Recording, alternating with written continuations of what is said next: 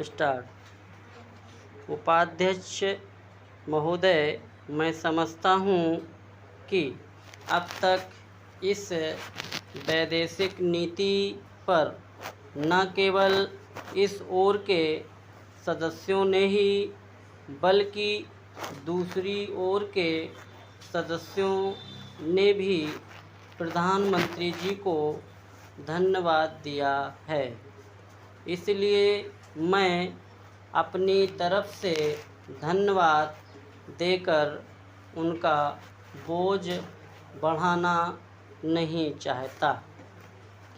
इसमें कोई संदेह नहीं कि इस सदन के सभी सदस्य, चाहे वे किसी भी पार्टी से संबंध रखते हों, इस बात से पूरे सहमत हैं कि हमारी विदेश नीति ने संसार में हमारा सिर ऊंचा उठा दिया है। हमने पंचशील के सिद्धांत को संसार के सामने रखा है। यदि हम उसके आधारभूत सिद्धांत पर दृष्टिपात करें तो हमको पता चलता है कि हमने संसार में जो सबसे बड़ा काम किया है वह यह है कि हमने तनाव को कम करने का प्रयत्न किया है। जिस समय हमने नई नई स्वतंत्रता प्राप्त की तो हमारे सामने बहुत से प्रश्न थे। उनके साथ ही हमारे दो बड़े गुट थे जो कि एटम बम और दूसरे बम लिए हुए हमको चुनौती दे रहे थे कि अगर हमने उनमें से किसी एक गुट में सम्मिलित नहीं हुए तो हमको बड़ी कठिनाई होगी।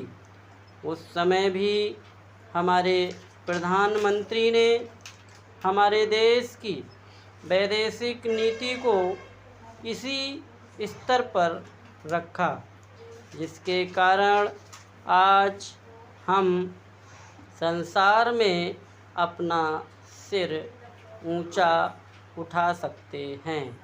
हमने जो संसार के सामने पंचशील के सिद्धांत को रखा, उसका सबसे बड़ा फल यह हुआ कि एक सम्मेलन हुआ, जिसकी ओर मैं आपका ध्यान दिलाना चाहता हूँ। इस सम्मेलन में बड़े उत्साह के साथ संसार के 29 राष्ट्रों ने, जो कि एशिया और अफ्रीका से संबंध रखते थे, यह घोषणा की कि हम संसार में तनाव कम करना चाहते हैं और साथ ही हम यह चाहते हैं कि संसार में जो विभिन्न सामाजिक और आर्थिक नीतियां हैं वे साथ साथ चल सकें। हमारी वैदेशिक नीति में जो सबसे महत्वपूर्ण चीज़ है वह है सह अस्तित्व की भावना। उसी भावना के फलस्वरूप हम देखते हैं कि आज कोरिया का युद्ध नहीं हुआ, जो कि एक तीसरे विश्व युद्ध के रूप में परिवर्तित हो सकता है। हमारी इस नीति के कारण हमारे अमेरिकी मित्र हमसे कुछ अप्रसन्न भी हो गए, लेकिन यदि हम ऐसा ना करते तो आज संसार को तीसरा युद्ध देखना पड़ता।